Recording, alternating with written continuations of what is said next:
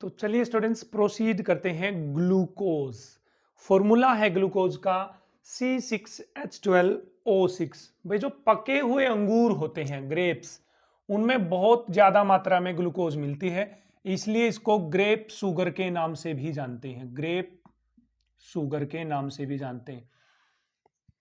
जितने भी मीठे फल हैं जैसे आम वगैरह हैं, उनके अंदर भी भरपूर मात्रा में क्या होती है, ग्लूकोज प्रेजेंट होती है। लेकिन सबसे ज्यादा क्योंकि अंगूर में पाई जाती है तो इसलिए बोला जाता है इसको ग्रेप शुगर। तो चलिए सबसे पहले देख लेते हैं कि प्रिपरेशन, इसको बनाएंगे कैसे। प्रिपरेशन ये बनेगी कैसे ग्लूकोज।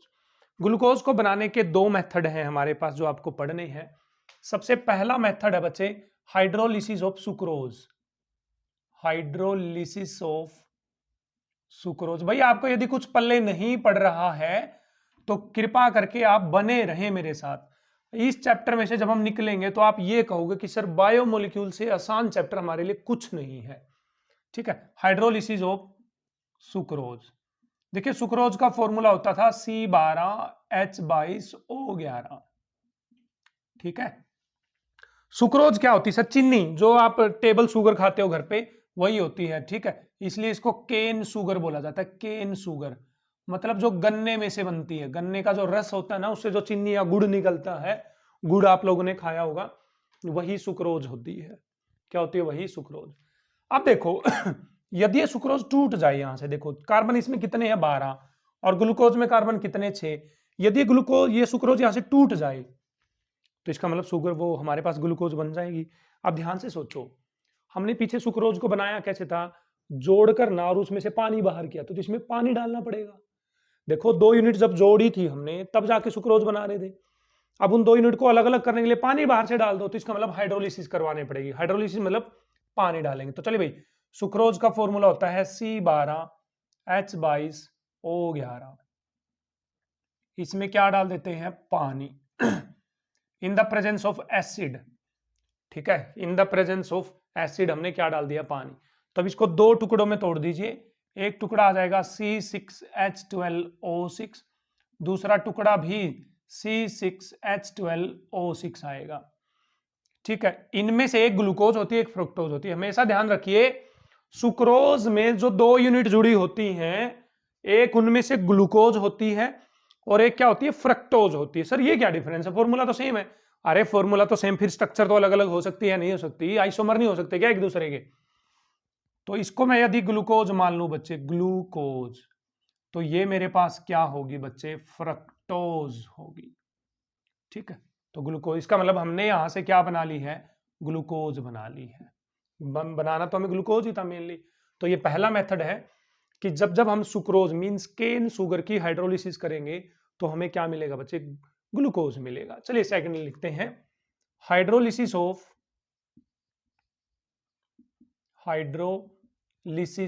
बताइए, और किसकी हाइड्रोलिसिस कर सकते हैं बच्चे? तो हमारे पास आता है पॉलीसेकेराइड। क्या आता है? पॉलीसेकेराइड। पॉलीसेकेराइड कौन था? ध्यान हो तो आपको, स्टार्च। स्टार्च की यदि हम हाइड्रोलिसिस करते हैं तो भी हमें क्या मिल जाएगी? ग्लूकोज। अब बताइए यदि स्टार्च एक पॉलीसेकेराइड है तो पॉलीसेकेराइड का फॉर्मूला कैसे लिखते थे? C6H12O6। तो उसका कैसे लिखते थे बच्चे? बताइए, C6H10O5। देखो इसके फॉर्मूले में से पानी बाहर कर दो, पानी H2 जाएगा तो 2 हाइड्रोजन जाएंगी तो 10 हाइड्रोजन बच गई, O जाएगी तो 1 ऑक्सीजन जाएगी तो 5 ऑक्सीजन बच गई। इसके फॉर्म में लिखते थे N। तो यह है स्टार्च का फॉर्मूला। N यूनिट है ना, तो इतने इसमें पानी डाल दो। क्या डाल दोगे? इतने ही पानी। In the presence of acid H+, क्या कर देंगे? इसको हीट कर देंगे। मतलब यहां पर भी तो हाइड्रोलिसिस हो रही है स्टार्च की। क्या हो रही है? स्टार्च की हाइड्रोलिसिस। तो देखो कुछ नहीं करना आपको, बस ग्लूकोज का फॉर्मूला लिखिए आंखें खोलकर, C6H12O6 खोल ली आंखें और लिख दिया C6H12O6। क्लियर है? और कितनी यूनिट है यहां पर? N। तो N ग्लूकोज मिल जाएंगे आपको। क्या मिल जाएंगे बच्चे यहां पर? N ग्लूकोज मिल जाएगी। तो ये थे हमारे पास ग्लूकोज को बनाने के मेथड्स कि किन किन मेथड से हम ग्लूकोज बना सकते हैं। आई होप आपको क्लियर है। Hydrolysis of sucrose and hydrolysis of starch से हमारे पास क्या बनेगी? ग्लूकोज मिलेगी। अब देखिए ग्लूकोज हमारे पास कार्बोहाइड्रेट है या नहीं है? कार्बोहाइड्रेट की प्रॉपर्टी हमारे ध्यान में होनी चाहिए। मैं यहां पर साइड में लिख देता हूं पहली प्रॉपर्टी थी या तो होना चाहिए उसमें एल्डिहाइड या होना चाहिए उसमें कीटोन, ठीक। सेकंड प्रॉपर्टी थी ऑप्टिकली एक्टिव होना चाहिए बच्चे, ऑप्टिकल क्या होना चाहिए, एक्टिव। के लिए क्या चाहिए था हमें, chiral carbon, chiral carbon. Third चाहिए था उसमें मल्टीपल OH ग्रुप प्रेजेंट होने चाहिए, यदि ये किसी के अंदर है तो वो कार्बोहाइड्रेट है। तो चलिए अब हम ग्लूकोज को पकड़े हुए हैं, किसको पकड़े हुए हैं, ग्लूकोज को। और ग्लूकोज में ये देखेंगे हम कि ये सब है या नहीं है, ये सब है या नहीं है, ठीक है। तो चलिए बढ़ते हैं केमिकल प्रॉपर्टीज ऑफ ग्लूकोज पे। ठंड काफी है भाई यहां पर। Chemical properties of, chemical properties of glucose का फॉर्मूला क्या बचे, C6H12O6। देखो ग्लूकोज में हमारे पास कितने कार्बन है, टोटल 6 कार्बन है। अब ना तो ये आपको पता ना ये मेरे को पता कि ये 6 कार्बन लगे कैसे हुए हैं, ये 6 कार्बन कैसे लगे हुए हैं, ठीक है, नहीं जानते ना हम तो। अब हम ये कैसे प्रूफ करें कि ग्लूकोज में ये सब चीजें हैं या नहीं है। तो हमने क्या किया, ग्लूकोज को पकड़ा और हम ग्लूकोज की केमिकल रिएक्शन करवाएंगे। इसका मतलब यदि, सुनो ध्यान से, थोड़ा सा बच्चे थोड़ा सा पेशेंस से सुनो, यदि ग्लूकोज में एल्डिहाइड है तो ग्लूकोज एल्डिहाइड वाली रिएक्शन देगा या नहीं देगा, आप बताओ, खुद से सोचो, दिमाग लगाओ जरा। यदि ग्लूकोज में एल्डिहाइड है, CHO है, तो वो CHO मतलब एल्डिहाइड वाली रिएक्शन देगा या नहीं देगा। तो आंसर आना चाहिए हाँ सर देगा, सर बिल्कुल देगा। तो यदि ग्लूकोज ने एल्डिहाइड वाली रिएक्शन दे दी तो इसका मतलब ग्लूकोज में एल्डिहाइड है या नहीं है, तो ग्लूकोज कार्बोहाइड्रेट हो सकता है, नहीं हो सकता, हो सकता। चलिए सेकंड, यदि ग्लूकोज ने प्रूफ कर दिया कि उसमें कायरल कार्बन है उसकी केमिकल प्रॉपर्टीज ने, तो ये प्रूफ हो जाएगा कि वो ऑप्टिकली एक्टिव है, हाँ सर हो जाएगा। थर्ड, यदि ग्लूकोज ने ऐसी रिएक्शन भी दे दी जो OH ग्रुप की रिएक्शन होती है, मतलब जो अल्कोहल की रिएक्शन होती है, तो मान जाओगे कि ग्लूकोज में OH है, सर पक्के मान जाएंगे, सर क्या बात कर रहे हो। तो भाई यदि आप इस चैप्टर में आए हो तो एक बार एल्डिहाइड की केमिकल प्रॉपर्टी और थोड़ी बहुत अल्कोहल की केमिकल प्रॉपर्टीज आप पढ़कर आए यहां पर, क्योंकि ग्लूकोज में OH ग्रुप भी प्रेजेंट होते हैं और CHO मींस एल्डिहाइड ग्रुप भी प्रेजेंट होता है, तो उन दोनों की रिएक्शन देगा। तो अभी हम जो रिएक्शन पढ़ने जा रहे हैं वो कैरेक्टरिस्टिक रिएक्शन होगी एल्डिहाइड की और अल्कोहल की, जिसे हम ये प्रूफ कर पाएंगे कि हाँ ग्लूकोज में एल्डिहाइड है या नहीं है। चलें चलिए भाई चलते हैं फिर हमारे पास, ठीक है। मार्कर कहां डाल दिया भाई मैंने, देखिए एक बार भाई केमिकल प्रॉपर्टीज में बढ़ने से पहले एक बार मैं आपको ग्लूकोज की स्ट्रक्चर बनाकर दिखा देता हूं, क्योंकि उसकी स्ट्रक्चर बनेगी तभी हम आगे केमिकल प्रॉपर्टीज कर पाएंगे, तभी आपको कुछ पल्ले पड़ेगा। लेकिन ये गारंटी है कि उसकी केमिकल प्रॉपर्टी से जो हम उसकी स्ट्रक्चर बनाने जा रहे हैं उसको प्रूफ कर दूंगा मैं, या ग्लूकोज प्रूफ कर देगी, ठीक है। तो मेरे साथ चलिए, 6 कार्बन है ना, मेरे साथ याद करिए भाई ग्लूकोज की स्ट्रक्चर। 6 कार्बन है तो देखिए 1 2 3 4 5 6, एक लाइन में 6 कार्बन लिखोगे। यहां एल्डिहाइड बना दो, CHO लिख दोगे। अब हर जगह राइट साइड में OH लगा दो, OH राइट साइड में, OH राइट साइड में, OH राइट साइड में, OH राइट साइड में, और यहां पर आ जाएगा CH2OH। क्लियर? जैसे बनाया मैंने ऐसे ही बनाएंगे आप भी। 6 कार्बन लाइन में लगाए, हर जगह यहां एल्डिहाइड, बाकी जगह OH OH OH OH OH right side में। अब एक नंबर याद करो, जो नंबर लोग ये मानते हैं कि ये नंबर अच्छा नहीं है भाई, उसको बुरा नंबर माना जाता है। Can you guess? एक नंबर बोलते हैं कि नहीं भाई ये तो ऐसा एक नंबर है जिसको माड़ा नंबर, हरियाणवी में माड़ा बोलते हैं उसको, कि ये माड़ा नंबर होता है। तो वो नंबर होता है बच्चे 3। 3 नंबर को कोई अच्छा नहीं मानता है ना, बोलते हैं कि ओड नंबर नहीं होना चाहिए, इवन होना चाहिए। तो 3 नंबर पे चलो ऊपर से, 1 2 3। तीसरे नंबर पे जो OH राइट साइड में है इसको लेफ्ट साइड में कर दो बच्चे, यहां से कहां कर दोगे, लेफ्ट साइड में। और बाकी हर जगह हाइड्रोजन लगा दो, यहां हाइड्रोजन, यहां हाइड्रोजन, यहां हाइड्रोजन, यहां हाइड्रोजन, ठीक। तो ये ग्लूकोज की स्ट्रक्चर है भाई। किसकी स्ट्रक्चर है? ग्लूकोज की स्ट्रक्चर। पहले तो एक बार डायरेक्ट आपको दिखाऊं, देखो ये तीनों चीज इसमें है या नहीं है, एक बार डायरेक्ट देखो, फिर हम प्रूफ करेंगे इसको। क्या करेंगे बच्चे, इसको फिर हम प्रूफ करेंगे, गारंटी के साथ प्रूफ करेंगे। पहले देखो CHO ग्रुप है, हाँ जी सर CHO तो है इसमें एल्डिहाइड। ऑप्टिकली एक्टिव है, देखो कायरल कार्बन है 1 2 3 4 कायरल कार्बन है इसमें। सोचो इस पे एक OH लगा हुआ है, एक H और एक CH और एक ये पूरा ग्रुप लगा हुआ है। कायरल कार्बन कौन सा होता है? जिस कार्बन के चारों ग्रुप जो उस पे लगे हुए वो अलग अलग होने चाहिए, वो कायरल कार्बन होता है। ठीक है, तो बोलो इसके चारों ग्रुप अलग अलग है, एक OH लगा, एक H, एक CHO और एक पूरा ग्रुप अलग अलग, तो 1 2 3 4 इसमें कायरल कार्बन, तो इसका मतलब ये ऑप्टिकली एक्टिव है। OH ग्रुप होने चाहिए मल्टीपल OH, देखो 1 2 3 4 5 OH ग्रुप प्रेजेंट है, तो इसका मतलब ये कार्बोहाइड्रेट है। लेकिन हम इसकी स्ट्रक्चर को अब प्रूफ करने वाले हैं। सबसे पहली रिएक्शन लिखिए भाई, reaction with NH2OH, reaction with NH2OH जिसको बोला जाता है भाई हाइड्रोक्सिलअमीन। क्या बोलते हैं बच्चे? हाइड्रोक्सिल अमीन बोला जाता है। ठीक है, तो बताइए एल्डिहाइड जब NH2OH के साथ रिएक्शन करते थे तो क्या बनाते थे बच्चे? ऑक्साइन बनाते थे या नहीं बनाते थे? अभी मैं बता देता हूं आपको। देखो इस ग्रुप को उठा रहा हूं मैं, इसको, इस पूरे को देखो, ऊपर क्या है CHO, तो CHO को लिख सकता हूं C डबल बॉन्ड OH। देखो CHO C double bond OH। अब मैं क्या करूंगा, इस पूरे ग्रुप को, इस बीच वाले ग्रुप को, इस बीच वाले ग्रुप को ऐसे सर्कल मान रहा हूं बच्चे, ऐसे सर्कल। तो इस बीच वाले ग्रुप को मान लिया मैंने ऐसे सर्कल। इस सर्कल का मतलब समझ गए ना? इस सर्कल का मतलब ये है HCOH, ये और नीचे है बच्चे CH2OH, CH2OH। ठीक है, चलो NH2OH के साथ रिएक्शन करते हैं। इसकी NH2OH के साथ क्या करते हैं रिएक्शन, तो देखते हैं क्या बनेगा बच्चे। यहां से लॉस हो जाएगा वाटर, क्या लॉस हो जाएगा? वाटर। तो देखिए क्या बन जाएगा, C double bond NOH H, ये एज इट इज जुगाड़, और नीचे CH2OH। क्या है CH2OH? तो ये क्या बन गया बच्चे हमारे पास? ऑक्साइम बन गया है। क्या बन गया है? ऑक्साइम। आप यदि पेपर में करके आते हो तो इसकी जगह ये वैल्यू रख देना, आप इस सर्कल की जगह जो यहां सर्कल के अंदर है वो वैल्यू रख देना। क्लियर है ना? अच्छी बात है। अब बताइए, मान लो आप इसको नहीं जानते हो, इसको नहीं जानते आप, ग्लूकोज ने NH2OH के साथ रिएक्शन कर हाइड्रोक्सिलअमीन के साथ रिएक्शन करके ऑक्साइम बना लिया, नहीं बना लिया? बताइए ऑक्साइम कौन बनाता था? एल्डिहाइड और कीटोन बनाते थे, नहीं बनाते थे? सोचो सोचो, दिमाग लगाओ थोड़ा सा। अरे सर हाँ, ऑक्साइम तो एल्डिहाइड या कीटोन बनाते, तो इसका मतलब हमें यहां से शक हो गया है। क्या शक हो गया हमें? कि ग्लूकोज में या तो CHO प्रेजेंट है या ग्लूकोज में कीटोन प्रेजेंट है। बोलो शक हो गया नहीं हो गया? आप एक बार इसको नहीं जानते हो बच्चे, प्यार से समझो, आप इसको नहीं जानते हो कि ग्लूकोज की स्ट्रक्चर ऐसी है।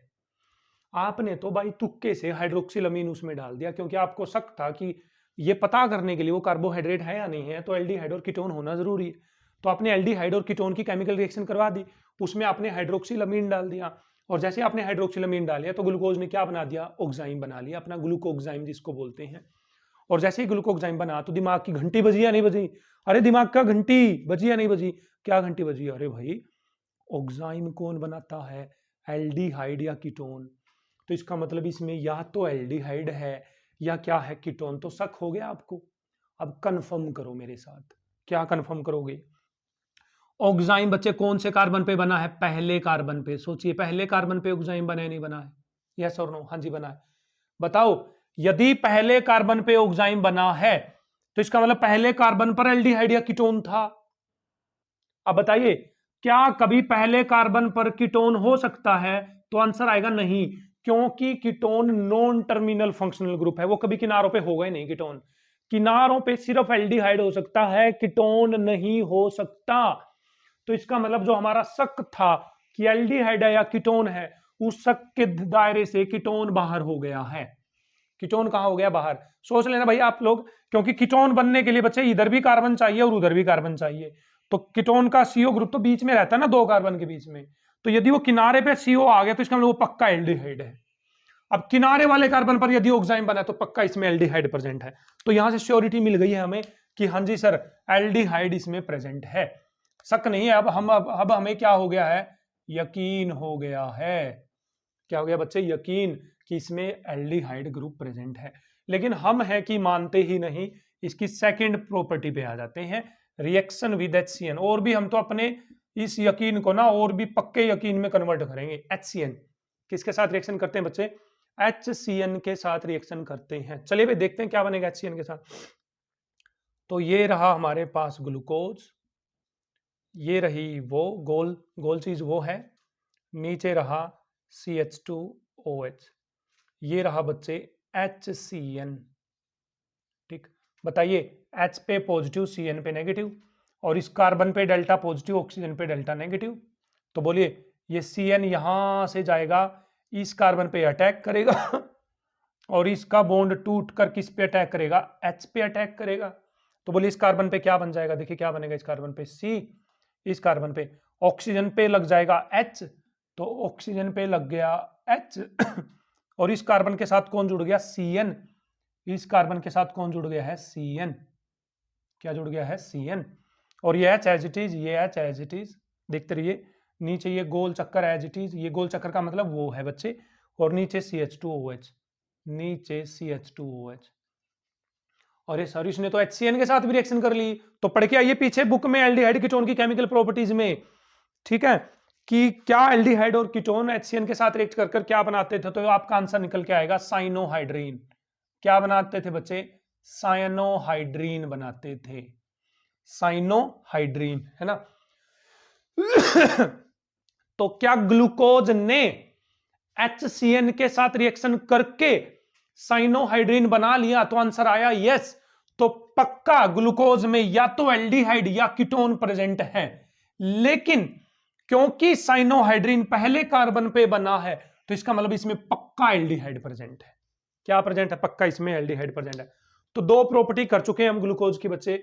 हाइड्रोक्सिलमीन के साथ रिएक्ट करके वो ऑक्साइन बना रही है, HCN के साथ वो रिएक्ट करके क्या बना रही है? साइनोहाइड्रीन बना रही है।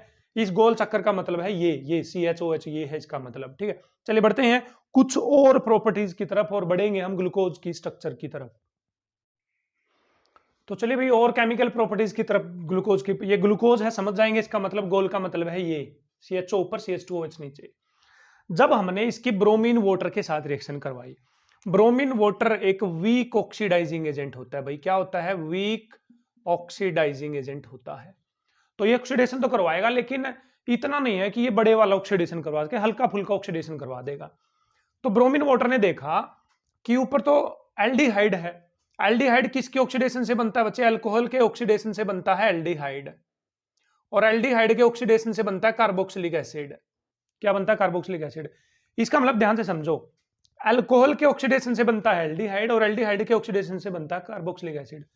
यदि आपको अल्कोहल से डायरेक्ट कार्बोक्सिलिक एसिड पे जाना है ऑक्सीडेशन करवाकर, तो आपको स्ट्रोंग वाला ऑक्सीडाइजिंग एजेंट चाहिए।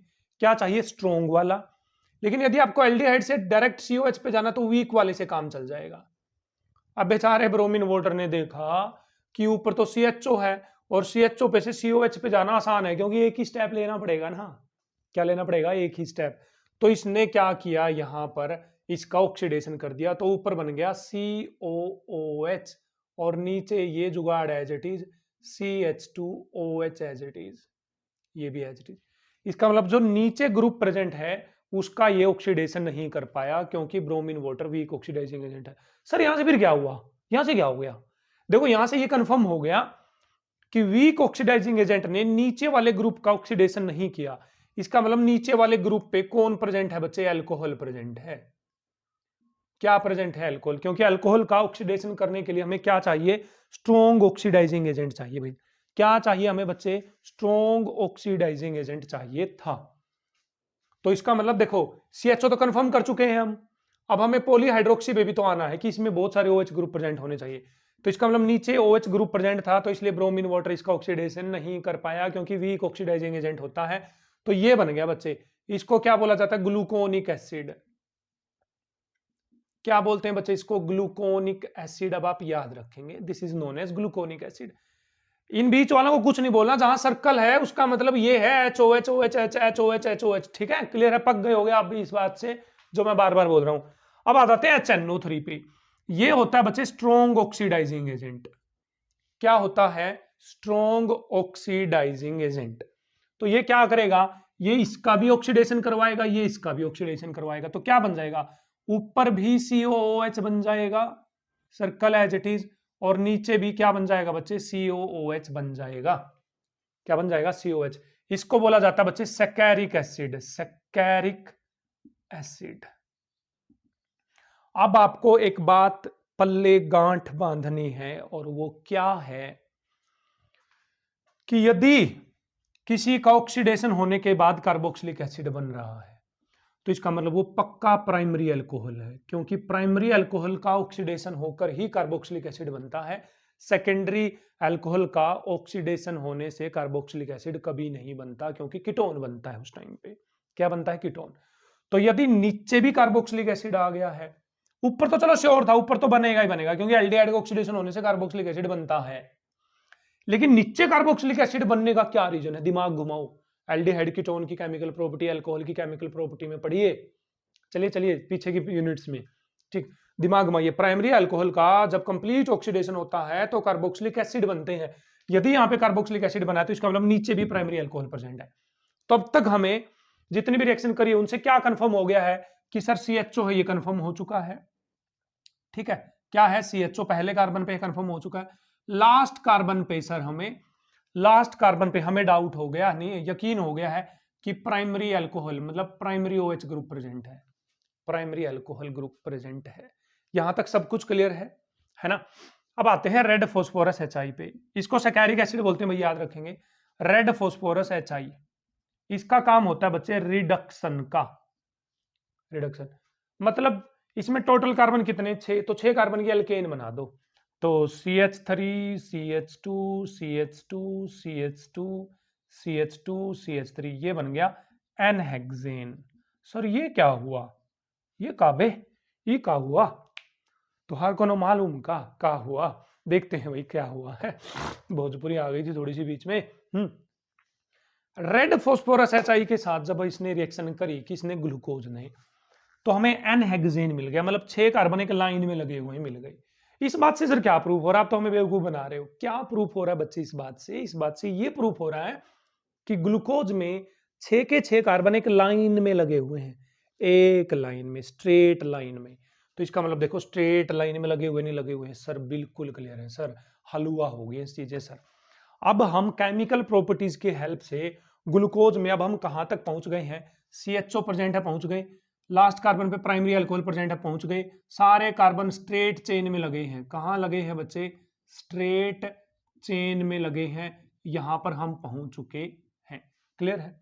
अब क्या रहता है कि इसमें मल्टीपल OH ग्रुप प्रेजेंट है या नहीं है, बस ये रहता है कि सर हमें बताइए कि बाकी OH ग्रुप प्रेजेंट है या नहीं है। तो चलिए रिएक्शन करते हैं इसकी एसिटिक एनहाइड्राइड के साथ, विद एसिटिक एनहाइड्राइड। तो चलिए स्टूडेंट्स पढ़ते हैं रिएक्शन विद एसिटिक एनहाइड्राइड बोलते हैं इसको। देखो एसिड मतलब 2 कार्बन है, एनहाइड्राइड का ही फंक्शनल ग्रुप है। तो चलिए भाई ग्लूकोज के साथ यदि ये रिएक्शन करेगा तो क्या बनेगा, देखिए CHO as it is, then carbon OH, then carbon OH, then carbon OH। भाई अब की बार पूरा लिखना पड़ेगा मेरे को, आप टेंशन मत लेना इस बात की। OH, देन CH2OH, ठीक है, then H, then H, then H, then H। देखिए जब एसिटिक एनहाइड्राइड किसके लिए होता है, एसिटिक एनहाइड्राइड से हमें पता चलेगा कि इसमें मल्टीपल OH ग्रुप प्रेजेंट है या नहीं है, मल्टीपल OH ग्रुप। चलिए देखते हैं। तो एसिटिक एनहाइड्राइड का मैं एक मॉलिक्यूल यहां पर ले आया बच्चे, तो CH3 COO CO CH3। देखना आपको रिएक्शन कैसे करेगा, मैं आपको बस ये समझा रहा हूं। यहां पर देखो आप एसिटिक एनहाइड्राइड को या तो यहां से तोड़ोगे या यहां से तोड़ोगे। मैंने इसको यहां से तोड़ दिया, देखिए यहां से तोड़ दिया, और इसके ऊपर जो H लगी हुई है, देखो इसके ऊपर जो H है ये इसको दे दूंगा मैं, देखना इसको दे दूंगा इसको, क्योंकि इस पे नेगेटिव है, इस पे पॉजिटिव है, और इस पे नेगेटिव, इस पे पॉजिटिव। तो ये जो H है ये कहां चली जाएगी बच्चे, इस ऑक्सीजन के साथ, और इस O के साथ कौन जुड़ जाएगा, COCH3 जुड़ जाएगा। तो मैं इस साइड में जोड़ दूं, अब इसको देखना इस साइड में जोड़ दूं, तो देखिए CHO as it is, then carbon, देखिए कैसे, ये ऑक्सीजन एज इट इज, इस ऑक्सीजन के साथ कौन जुड़ेगा, COCH3। तो कौन जुड़ेगा बच्चे, COCH3 जुड़ेगा, प्लस में एसिटिक एसिड रिलीज हो जाएगा। क्या रिलीज हो जाएगा, एसिटिक एसिड का एक मॉलिक्यूल रिलीज हो जाएगा। इस साइड में कौन है बच्चे, हाइड्रोजन है। चलिए अगले कार्बन पे चलिए, अगले कार्बन पे भी तो OH है, तो इसका एक और मोलिक्यूल आ जाएगा, इसके 5 मोलिक्यूल लेने टोटल आपको 5, तो इसका एक और मोलिक्यूल आएगा, इसकी H इसके साथ चली जाएगी फिर, और ये ग्रुप इस ऑक्सीजन के साथ जुड़ जाएगा। तो किस तरह से जुड़ेगा, देखिए OCO-CH3 जुड़ जाएगा। अब एक जगह पे यहां जोड़ोगे OCO-CH3, तो कार्बन OCO-CH3, यहां हाइड्रोजन आ जाएगी बच्चे, यहां पर आ जाएगी हाइड्रोजन। तो एक और जुड़ेगा ना इधर भी, तो OCO-CH3, OCO-CH3, यहां आ जाएगी हाइड्रोजन। नीचे भी तो जुड़ेगा CH2OCO-CH3, CH2OCO-CH3। बताइए 1 2 3 4 5, इसका मतलब 5 एसिटिक एसिड रिलीज हो जाएंगे यहां से, 5 एसिटिक एसिड। देखो 1 2 3 4 5, इसका मतलब इसके कितने मॉलिक्यूल लेने पड़ेंगे हमें, 5। सर यहां से क्या हो गया, सुनिए ध्यान से। ग्लूकोज ने एसिटिक एनहाइड्राइड के साथ रिएक्शन करके पेंटा एसीटेट बना लिया। क्या बना लिया है, पेंटा एसीटेट। इसका मतलब इसमें 5 OH ग्रुप प्रेजेंट है। क्या प्रेजेंट है बच्चे, इसमें 5 OH ग्रुप प्रेजेंट है। तो बताइए सारी चीजें प्रूफ हो गया नहीं होगी। कौन है इसमें, एल्डिहाइड। कौन है इसमें, 5 OH ग्रुप। नीचे वाला प्राइमरी OH ग्रुप है, और बीच वाले क्या है, सारे के सारे कौन से भाई, सेकेंडरी होंगे ना, हाँ जी सेकेंडरी OH ग्रुप है। क्लियर है। अब बताइए जब इतना प्रूफ हो गया, स्ट्रेट लाइन में 6 के 6 कार्बन है, तो बीच वाले कार्बन तो अपने आप कायरल हो गए, और जैसे वो कायरल हो गए तो वो क्या हो गए हैं, ऑप्टिकली एक्टिव। क्या हो गए हैं, ऑप्टिकली एक्टिव। तो यहां पर ग्लूकोज की केमिकल प्रॉपर्टीज कंप्लीट होने के साथ साथ हमने ये भी देख लिया है कि ग्लूकोज की स्ट्रक्चर कैसी है। अब देखो ये मेरे को दिखाना जरूरी था बच्चे आपको शुरू में, ये आप समझ रहे हो आई थिंक इस बात को, ठीक है। समझ रहे तो भी कमेंट में जरूर बताएं कि सर हम समझ गए हैं, और पल्ले कुछ पड़ रहा है थोड़ा बहुत भी तो जरूर आप कमेंट सेक्शन में जाकर बताएंगे कि सर हम वी आर गेटिंग, हम समझ रहे हैं। तो चलिए भाई ग्लूकोज की अब स्ट्रक्चर कैसी है आप ध्यान से रखिए।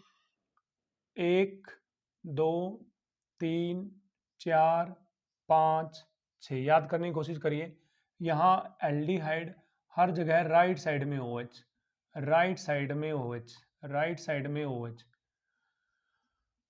यहाँ पर भी राइट साइड में OH, यहाँ H, यहाँ H, यहाँ H, यहाँ H।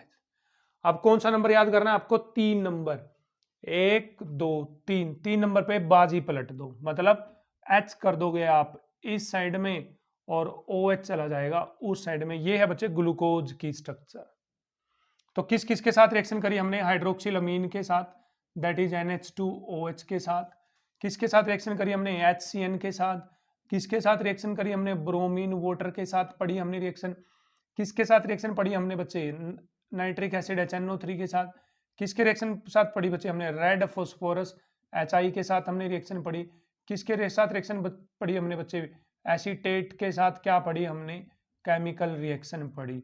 तो ये केमिकल रिएक्शन आपको ध्यान होनी चाहिए, इसकी 6 केमिकल प्रॉपर्टीज। इसके साथ ऑक्साइम बनाया था, इसके साथ साइनोहाइड्रिन, इसके साथ ग्लूकोनिक एसिड, इसके साथ सैकेरिक एसिड, इसके साथ एनहेक्सेन और इसके साथ पेंटा एसीटेट बनाए थे। तो क्लियर है आपके पास कि क्या है ग्लूकोज की ओपन चेन स्ट्रक्चर और कैसी हैं ग्लूकोज की प्रॉपर्टीज।